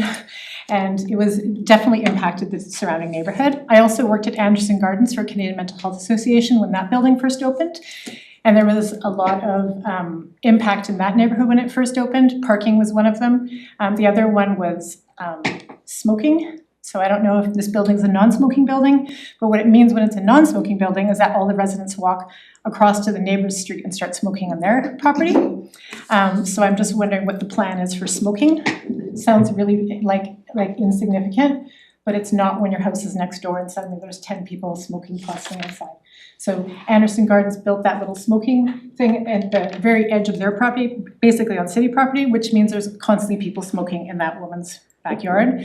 And she was constantly complaining to Canadian Men's Health Association and Anderson Gardens. So that seemed, I started off on kind of like petty level, it seems petty. My concerns are the density, the increased traffic. Interior health staff have been told that they're not providing free staff parking. Interior health employees have already expressed to me that they're gonna be parking on the streets. I wanna know if the city is gonna put residential permit parking only on 10th and Fell Streets, and if they're gonna do that, if they're gonna enforce it. So parking, the shade study, I question the shade study just based on my observations. I spent a lot of time in nature. I work across the street at the museum. I think the building is about the height of this or the parkade, and just common sense when I'm sitting in the beer garden at the Hume, which I like to do, there is a huge amount of shade posed by that parkade. And it's, you're in the shade when you're in that parkade. So this building is 9 feet away from Mo and Anna's back door, and there's no way, no one can tell me that it's not gonna put shade in their yards and all the other yards. Common sense is telling me that.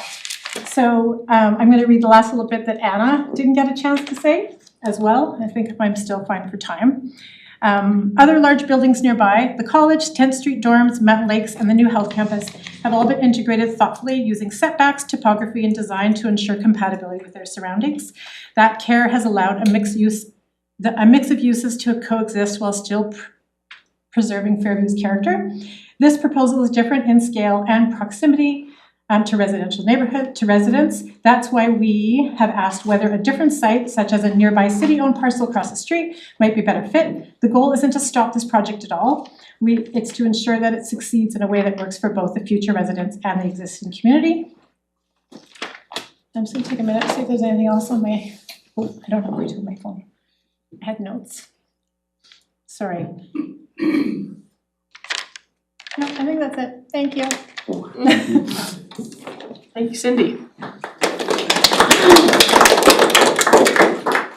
Okay, next up on the list, I have Tricia Weber. Coming. Take your time. I only have 5 minutes. What do you mean? Oh, we don't start from the time I say your name. Wait, this place needs to liven up a little bit. Everyone's very serious. So, my name is Tricia. I live on 10th Street. I am a peon. I am not somebody who's done a ton of research on the project, but I am someone who, again, is not against BC housing. I think that regardless of building a 5-story building, we're gonna still have the same issue. So I feel like there needs to be more thought in the process of how this project can come to life. That said, I'm directly impacted because I'm already fighting with people residentially when it comes to parking. Selkirk College spills over. There's the people visiting for the Mountain Lakes view that can sometimes park because they want to walk. I have people who are visiting the apartment building that's down Gordon Street because there's no parking there that are parking on the street. I have people whizzing by. The only addition to the street that's happened is they've put a slow down sign. Anyone who drives through Fairview knows that visibility is an issue. You try and turn a corner and next thing you know, there's a parked car and you're head on with someone who's not paying attention. People are walking their dogs, there's kids everywhere. I think a 5-story building is a great idea, but in the wrong location.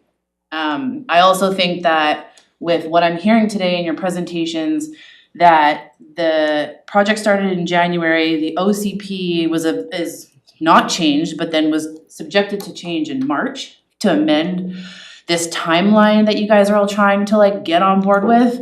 So my question is, what are the dates on the engineer drawings? So if those dates on the engineer drawings are before any amendment that came into play, you've basically created a drawing based off of the old OCP, which has no amendments. So I wanna know what that looks like. The other part is you have emergency services, police, fire, ambulance, and all of that kind of stuff coming into play, coming up the hill, down the hill. It's already congested. We have shortness of staff in Nelson Police already. The RCMP is helping them. I just think that whatever you guys have done to viably sit at that corner to put your statistics into this document is a little far-fetched. Like, I think you're basing it off of a 5-story building and not the reality of what is Fairview. So with that, thank you for your time. Thank you, Tricia. Next up, I have Allison Cutts.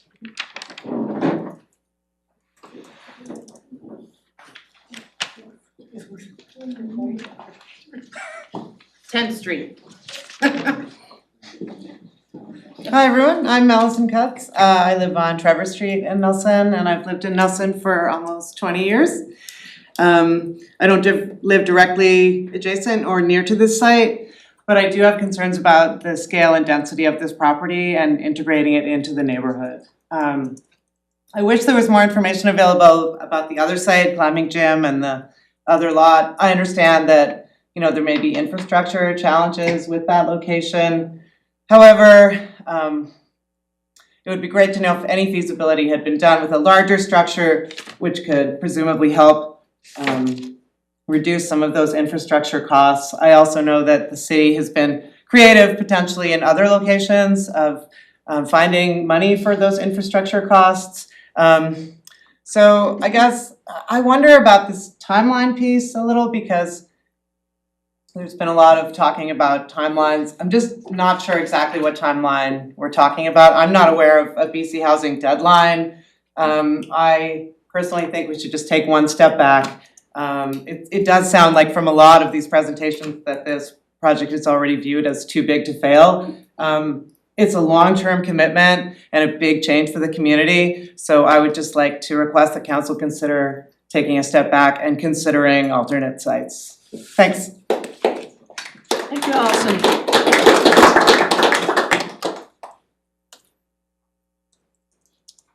Finish before I can finish writing. Trying to make notes. Next up, we have Ron Lowther.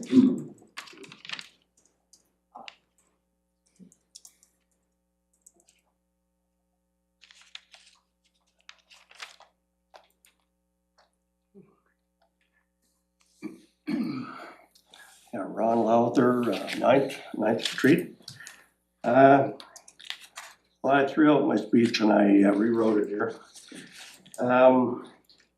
We circulated a petition, and we got, out of a couple of days ago, 350 signatures that opposed this project in this location, the 5-story build. So that's pretty significant. That's up from about 315 2 weeks ago. And we sent copies to Leslie. My hearing aid is going berserk with this microphone.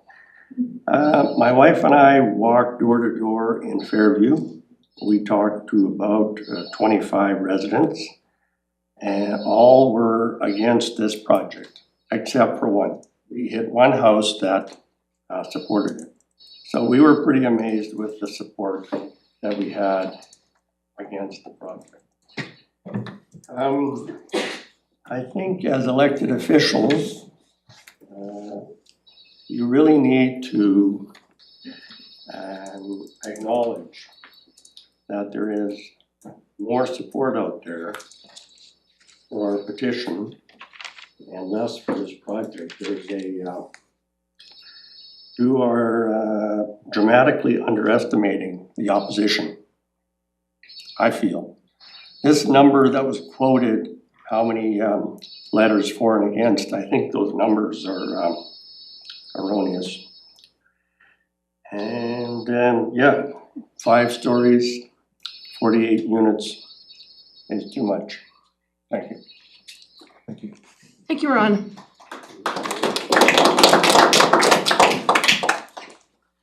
Next speaker is Shiraz Mullah. Might not be here yet. Did somebody write him in? Yeah. Oh, okay, because I was gonna say, I know Dr. Mullah and I don't see him in the room, so.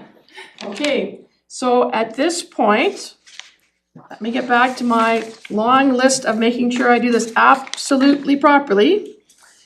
I need to know whether or not there are any further speakers in the room. Okay. I changed my mind. Okay, so hang on, so Jim, so Jim, you're back on the list. Can you shout out your name? Dylan. And Dave. Okay, and then we'll get the rest of your name once you get up. So, Jim. I live on 8th Street in Fairview, lived there for about 35 years. When we bought our house, I'm an ex-government worker, so I know bureaucracy pretty good. I do look at bylaws, I do look at official community plans to ensure that I'm going to move into a stable neighborhood.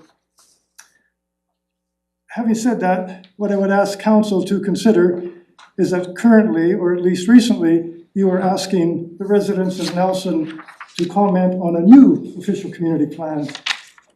I have chosen not to do that simply because the existing one is not worth the paper it's printed on, because it's very easily changed, as are our bylaws. So it makes me wonder.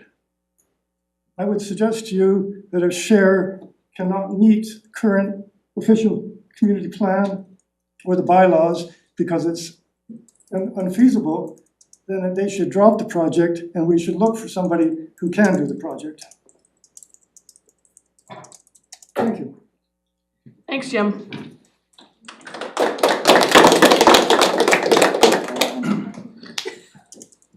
So Dylan, you're next.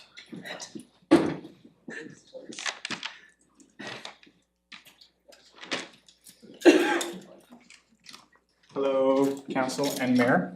My name is Dylan Zaitsoff, and I'm a resident of 10th Street. I don't have anything written up. I just have notes from today. One thing I do want to talk about is to build on Ron's point.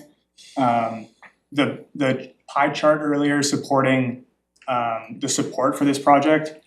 I think that something to consider is sampling bias when performing that study.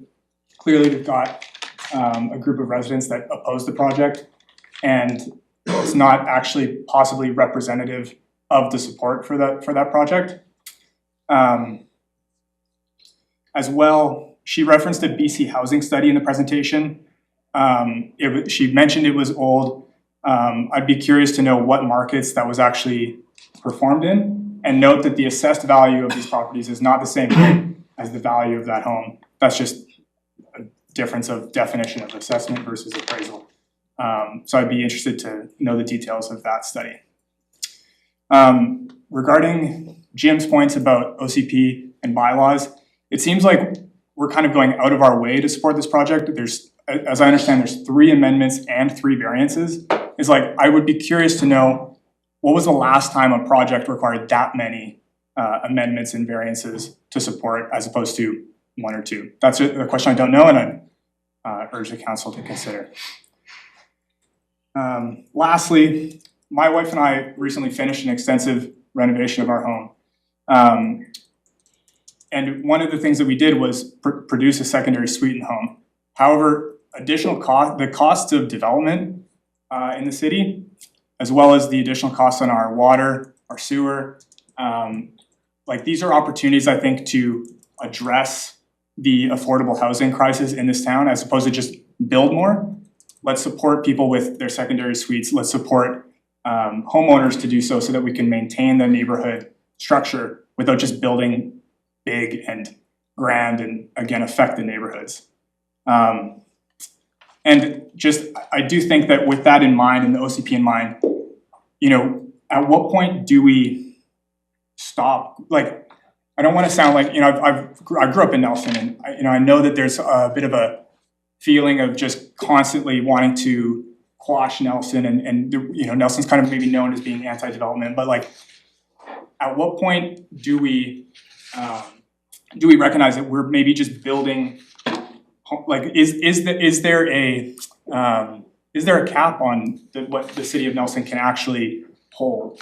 And I know a lot of the people that are in support of the project, they don't actually live in the neighborhood, right? We had people from Rosemont, from the North Shore, the people that live in these BC Housing properties are not from Nelson, they're coming into Nelson, and maybe that's required to keep our economy going. But I would just urge the council to consider, is this just putting us in a position that is not sustainable by continuing to build? And lastly, I do think Anna did the best at communicating my feelings about the project. And I do recognize that the council has a difficult position because there's clearly incentive and there's a need for affordable housing. But I do think there's other ways to do it. And there's not necessarily incentive for you to find flaws in the project because obviously there's, again, there's a need and there's an incentive to push the project forward. So I recognize that this is a tough thing, so also, thank you. Thank you. Thank you, Dylan. And next up is Dave. No, Dave.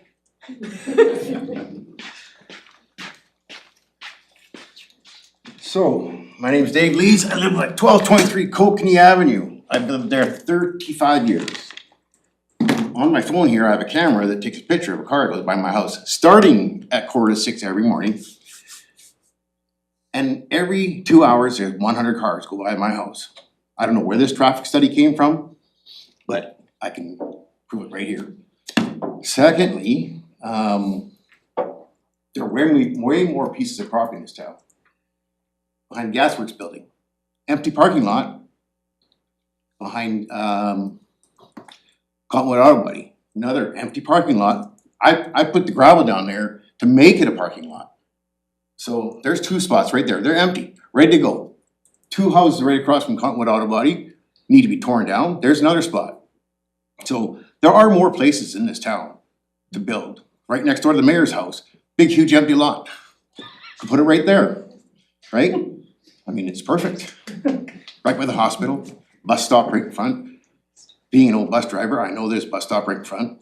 So, again, you guys are giving away land for nothing. The housing market down on Second Street where the Hank Coleman built a big huge apartment block, he paid for the land and then put the apartment block up and then rented it out. So why are we giving away land? I'm tired of paying taxes in this town for land that I'm paying for and you guys are giving it away. So we need to deal with that. I think I have more to say, but it might get a little nasty, so. Anyways, thank you. David. I would like, I don't know if there's anybody else. No, you can come. Hey, my name's Melody Schilling. I live at 712 Elwyn and 5th on the corner. 3 years ago, I sold my place at the 900 block on Front Street because the development was coming, and across the street next to SK Electronics, we got the development there, and then the development by Walmart.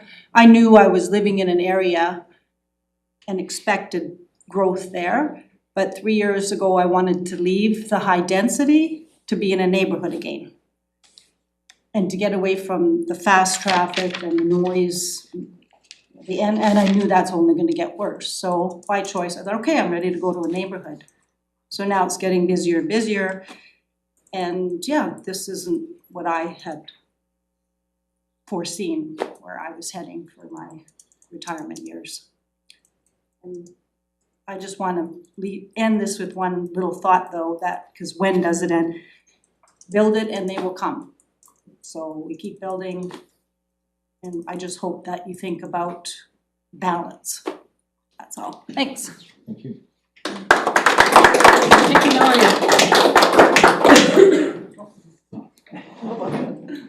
Okay, I see another hand up. I wasn't intending to speak. My name is Patty Holmes, and I live on the corner of 10th and Fell, so it'll directly affect us. I know a couple of times we went up to meetings in the parking lot. And once they said that there was a parking or a traffic study done. I don't know if there's been any since then, but when they did the traffic study, Selkirk College was on leave, it was on a spring break. So there wouldn't be as much traffic there. When I come home from work at 3 o'clock, you can see the traffic from, you know, the hospital everywhere, and they blow through those stop signs. If they stop, it's a sort of maybe a tap on the brake. Some of them go right through, don't even stop. We have no sidewalks on Fell. On our side of 10th, there's no sidewalk. There's kids playing, and a lot of times there's ambulances going up. You know, they do have to go up, the police have to go up, but it's not safe for the kids if you're gonna have all this extra traffic. So that's all I have to say. Okay, thanks. Thanks, Patty.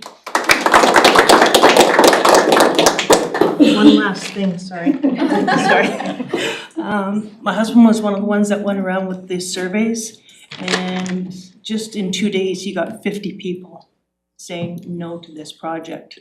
And I know there was more online, so there was, when I heard it was 250, I hear now it's 350, so we were quite surprised when we heard there was 54% for this. We just, I don't know where that's coming from. So maybe a lot of people from out of the area that are using the housing, but if you're in the area, that's what should be counting.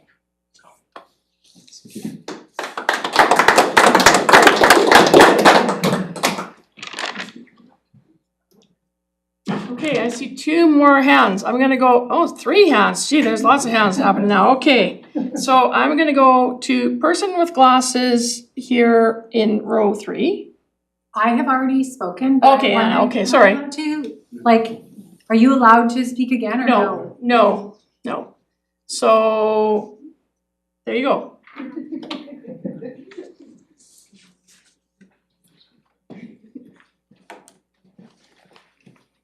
I just have a quick something to share. My name is Sarah Murray, and I don't live in Nelson. I was a homeowner. I built a house here with my ex on Uphill, and we had a property. What's that? You own land in Nelson. We sold that as well, so I had a property, but I recently went through, almost 4 years ago, went through a divorce and still going through it. I currently live in Beasley. I'm lucky enough to be able to afford a place there, but it's, I would like to live in Nelson again. This is my city, and I would like to be back here. I've been looking and I'm hoping to buy again, but that might not be possible. But I'm just curious with this project. I would really love to see, I work for Nelson Cares actually. I work for Kootenai Seniors, so I'm in that building there and I love my job. But I have 2 teenage daughters. I have 2 dogs. I have a rat. But I would love to be able to afford something here.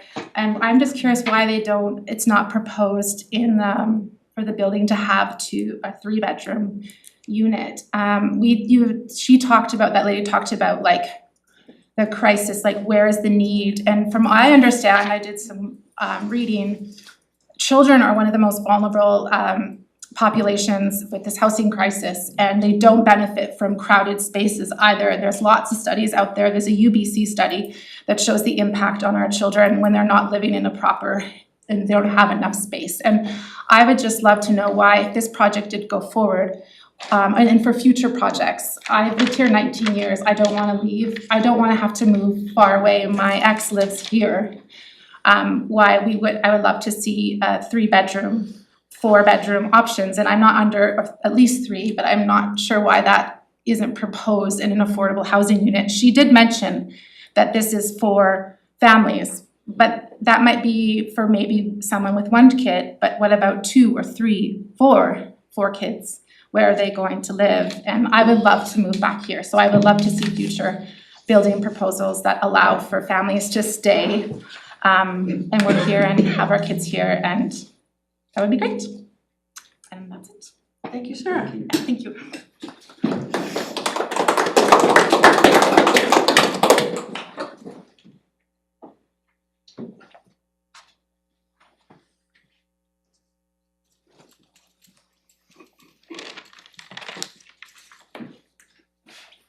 Howdy, Mayor. I'm James Barbero. I live on Perrier Road, which I recognize is not close to Fell Street, but my partner used to live on 10th Street. And so I'm familiar with the space, and I'm a Selkirk student, so I'm there relatively often.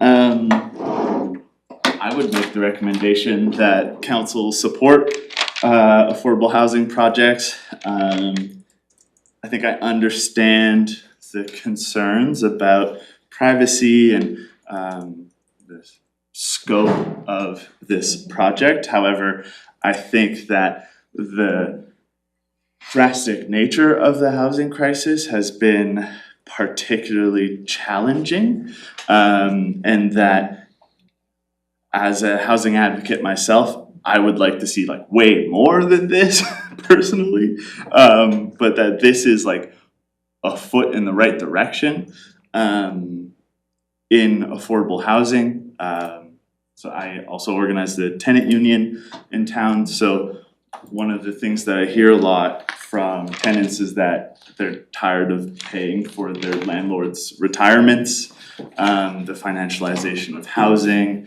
and that this is a step in the direction of creating sustainability in our economy and making sure that people have access to housing that they can actually live in long term. And as someone who grew up in social housing, the most stable period of my life growing up with my single mom was when we were in this type of single or affordable housing. Before that, it was a bunch of different apartments with various slumlords who refused to do their job. At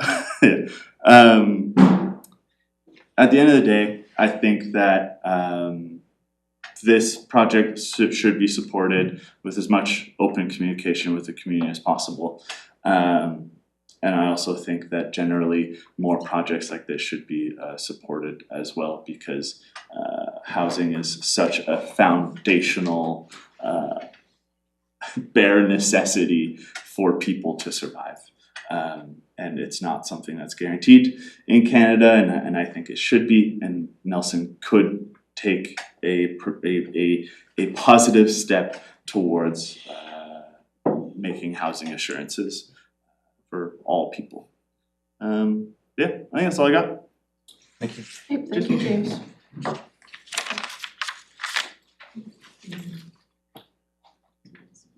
Okay, so as I do this again, following the rules that are laid out in front of me, I am going to call for the second time if there are any further speakers. I see a hand.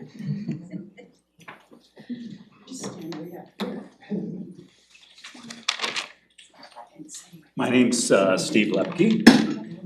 I live on 10th Street, unlike the last gentleman that talked. In fact, my lot is, my wife and I live 2 lots over from where that building will be. So I do have some opinions about how it will affect my residence. In fact, my wife and I have been in Nelson since 1991. We've built 4 houses. Each one had an extra apartment in it. So we provided some as affordable as we can, and with the taxes that we have to pay in Nelson, we actually subdivided a lot off of the property I am on now, and I provide 2 2-bedroom apartments in that house and one 1-bedroom apartment, so 5 units. So I'm definitely in favor of affordable housing.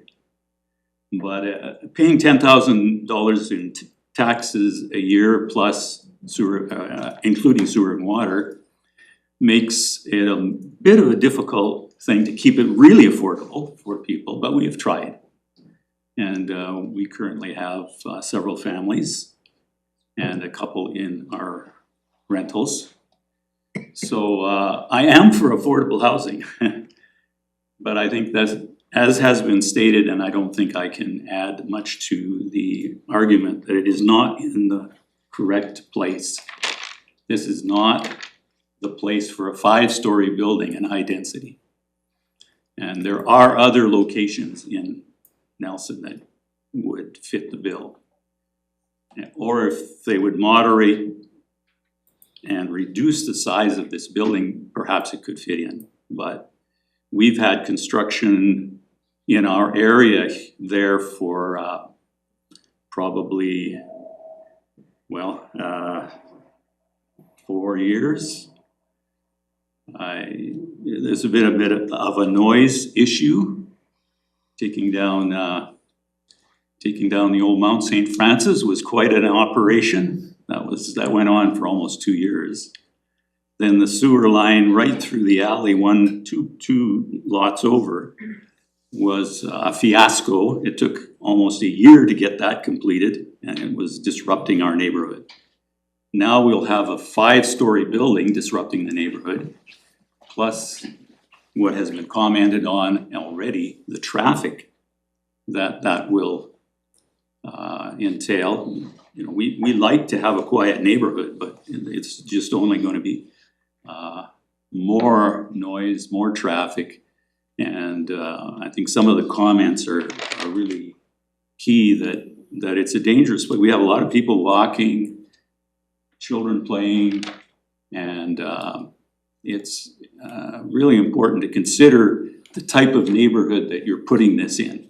We have a low density neighborhood with families. There's a lot of families on 10th Street with young children. So I think it's important that as council and Mayor Morrison, that you consider those aspects and also some of the arguments.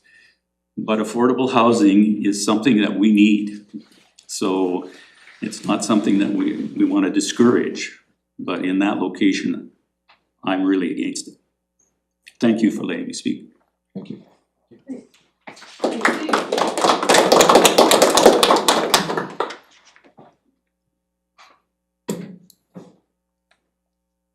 Come on up.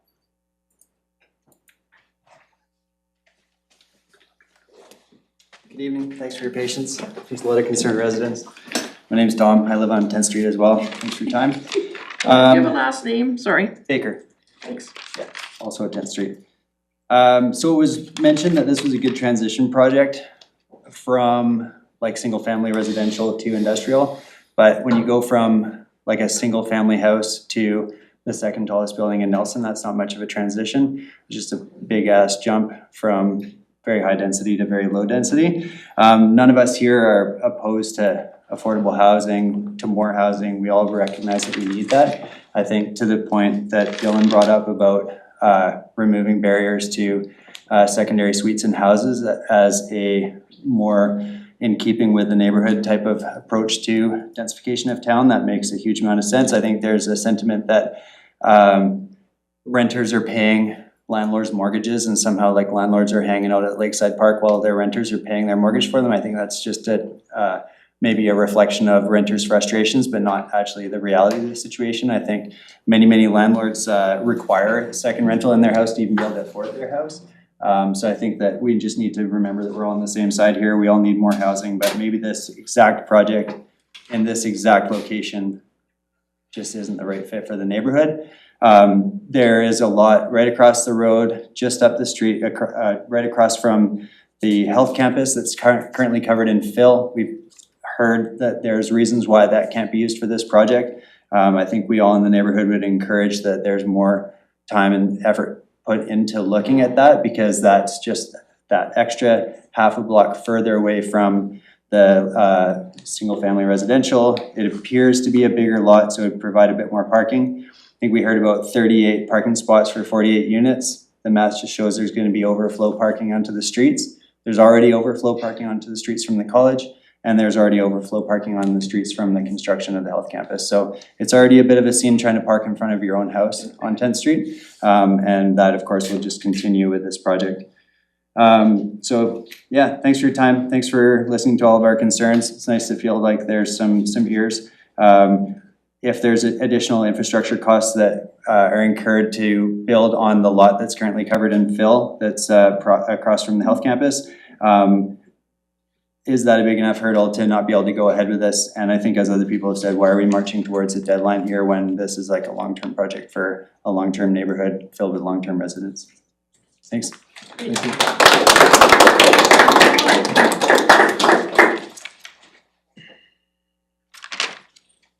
Okay, I have a hand waving in the back.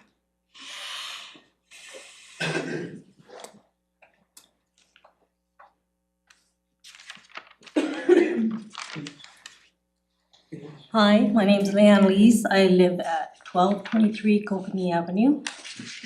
I just have a couple things to say. One is I just want to get back to the 9 emails that were sent. And I know for a fact there was more than that. So I just want to address that and find out why or where did that figure come from. And secondly, my concern is the water situation. You know, in the summertime, we're told to be on restrictions, water reserves, but the city of Nelson is keep building. And where is all this water coming from? That's basically my concerns. That's it. Thanks. Thank you, Leanne.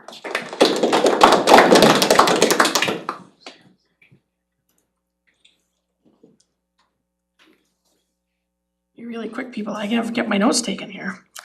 Okay, so I'm looking out there again. So I've had 1 call for additional speakers. I've had a second call for additional speakers. And the rules say I have to call this 3 times. So I'm gonna call. So when whoever put Raj's name on the list, we'll have to tell him he didn't get here. Calling for a 3rd time.